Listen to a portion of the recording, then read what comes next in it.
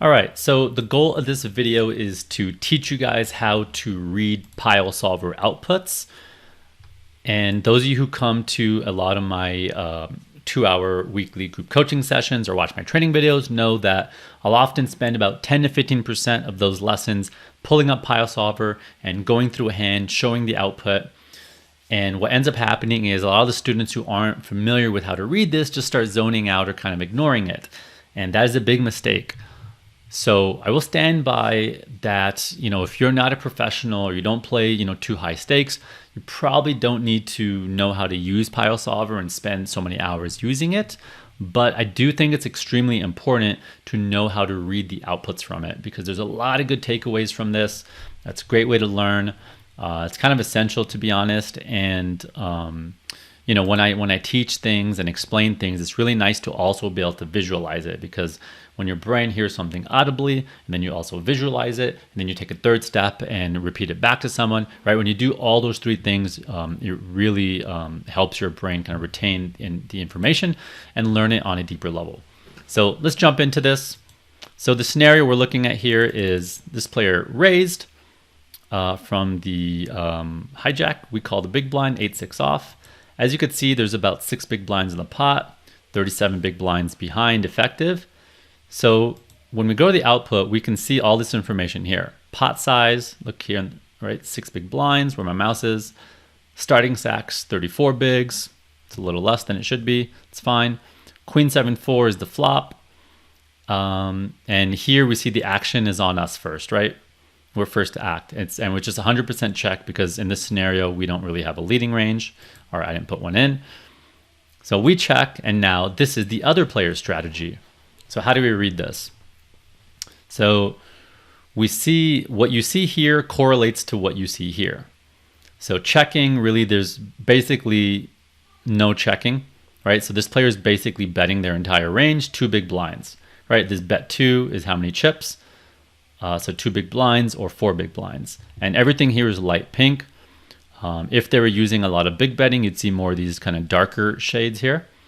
So simply this player bets 2 big blinds, and this is our response after they see bet 2 big blinds. So let's have them bet. And what should we do here? Right, this is our response. So the blue is our folds. The greens is what we call with, and the orange again is what we raise. So what should we be check raising with here? That's kind of what the focus of this is. We're going to talk about check raising from the big blind. And the most obvious check raises for value are usually going to be, well, I guess your 2 pairs and sets are a bit obvious, but other than that, the thing people miss a lot is check raising their top pairs. You should always be check raising your top pairs with your best couple kickers. So here, maybe we 3-bet ace queen pre-flop. So if we did that, then our best queens would be like king queen and queen jack. So those should be your auto check raises.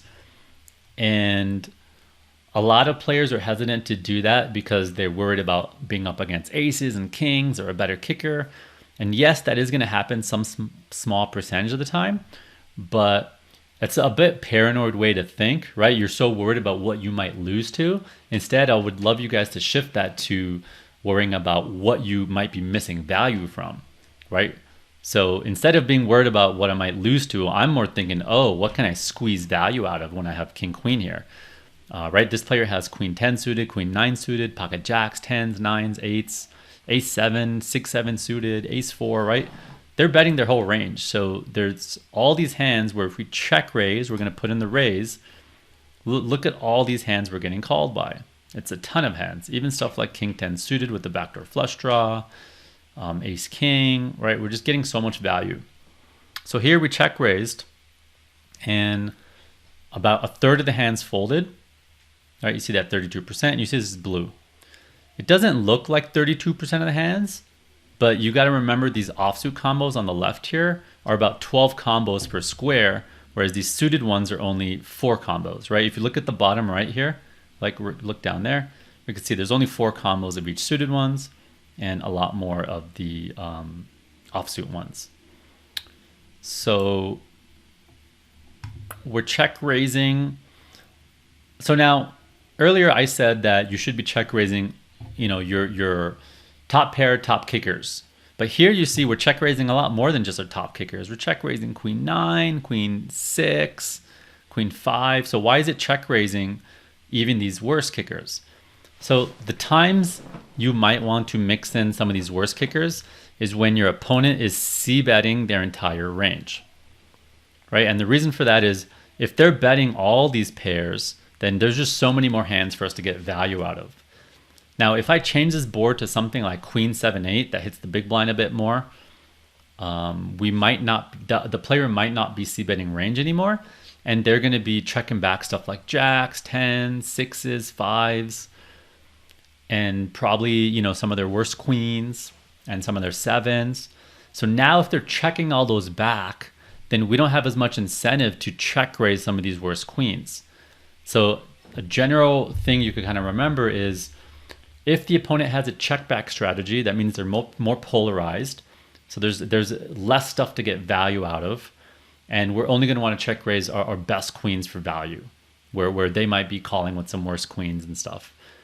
Whereas when they're betting their whole range, we could start to check raise a lot wider with our worst kickers. So what else do we check raise other than a queen? Well, we can check raise these bottom pairs with backdoor straight draws, right? Like look at the 6-4, 5-4, 5-6, even 7-6 does it a little bit, but it's mostly the bottom pair. So why would we ever do that? The reason why it's doing that is for protection, because what we're worried about when we have 5-4 here is that just about every turn card is going to be an overcard, right? A 10, a jack, an ace, a king, and they're going to barrel on all those cards. And we're going to be forced to fold the best hand a lot. So we're check raising because it's the easiest way to realize our equity so we don't get bluffed off the hand. And we're also check raising to fold out 2 overcards, right? If we get this player off 10 jack, 9-10 suited, ace jack, that's a pretty big win. And so, right, that's 2 reasons, right? To realize our equity and not get bluffed, to fold them off 2 overcards. And the third reason is it gives us an option to turn our hand into a bluff. So notice we're only check raising like 5-4 and 6-4. We're not really check raising the other 4s like king 4, queen 4, jack 4, 10-4. And that's because they're protected, right? If an overcard comes, they're protected on those cards. Like if a jack comes, like that player is probably just going to barrel, bet the turn, and that's a good implied odds for us. Whereas when we have these lower kickers, we're a lot more worried about, you know, more overcards. So that's why we're check raising these. And also when we check raise these, right, we check raise, right? This player calls all their pairs, right? 9s, 8s, 7s. And let's say the turn's a 3. Well, look what happens with hands like 6 or with 6, 7, right? Some 5-4 type hands are betting and using the bigger sizing. Notice there's a dark shade on some of these and a light shade on some of them. So I'm looking at these dark shade ones, right? Like the 5-4 is a dark shade there. That represents this, right? 12 big blinds into a pot of 18, right? So that's how you read that. And here, this light shade is a size 6 big blinds, which is only a third of the pot. So what it's doing with some of these hands like 7-6 and 5-4 is it's betting big so that we get these hands like 10s, 9s, and 8s to fold. So that's part of the reason why in the flop you want to check raise with the bottom pair with the backdoor straight draw. Because again, A, those hands are more vulnerable with the low kickers, but B, you have the option to turn your hand into a bluff on the turn if you want, because you pick up equity. So we talked about why you check raise bottom pair with a backdoor straight draw, your top pairs. Now let's talk about your bluffs a little bit. So back to the opponent c-bet 2 big blinds. So your most obvious bluffs are usually going to be your gut shots, right? Stuff like 6-8 is definitely one of them, right? If we go to 6-8, it's mixing between calling. So if you look at the bottom right, you see it's kind of half green, half orange. The straight draws will mix in check calls and check raises as well. And definitely stuff like this, ace 5 suited, ace 6 suited, king 6 suited, king 5 suited, right? These have overcards, backdoor straight draws, and backdoor flush draws. We're not really going to be doing that with jack 5 suited and 10-5 suited. Yes, it has a backdoor straight draw, but it really doesn't like having an undercard to the top pair, because if you hit your jack, you might just get yourself into trouble. Whereas at least these king fives, ace fives have some good backdoors. So bluffs, right? Your gut shots, maybe your straight draws, and your overcards with backdoor straight and flush draws. The last thing I didn't say is stuff that wraps around top pair is also good. So like king jack suited is probably good. King 10 suited, especially with the backdoor flush draw. We're not going to be doing it without that. So let's check that out. Right, so notice this. Right, king 10 suited. Looks like it's mostly calling, but it is doing some check raising. And do keep in mind that this strategy is assuming that this player is going to play exactly like this. Let's say you know a player who's going to fold more than this and give up some of their 8s and 9s and not float as much with kind of king 10 suited type hands. Well, then you could increase this check raise frequency, and it's probably going to start adding in hands like king 10 suited. So you could actually node lock this strategy where I can go in and manually change what hands this player calls a check raise with, and then it will recalculate and give us a new strategy here. So that's called node locking. So it's a really powerful tool. And sometimes in my lessons, I'll do that to show players like how we should adjust versus someone who folds too much or versus someone who calls too much. I'm not going to go into that in this video because that will turn it into a much longer video. But okay, so I do have a 2-hour video on check raising from the big blind. Just want to mention that. So if you are more interested in this subject, I'll post a link in the comments in the description.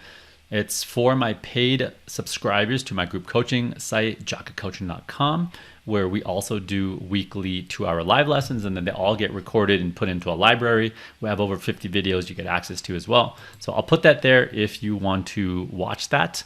Lastly, I just want to show how these come about, these bet sizes. So I put in positions range, out of positions range, put in the board, pot size, stack size, and then I give it certain bet sizes, right? A third of the pot, 2/3 of the pot. On the turn, I gave it 40%, 80% for bet sizings.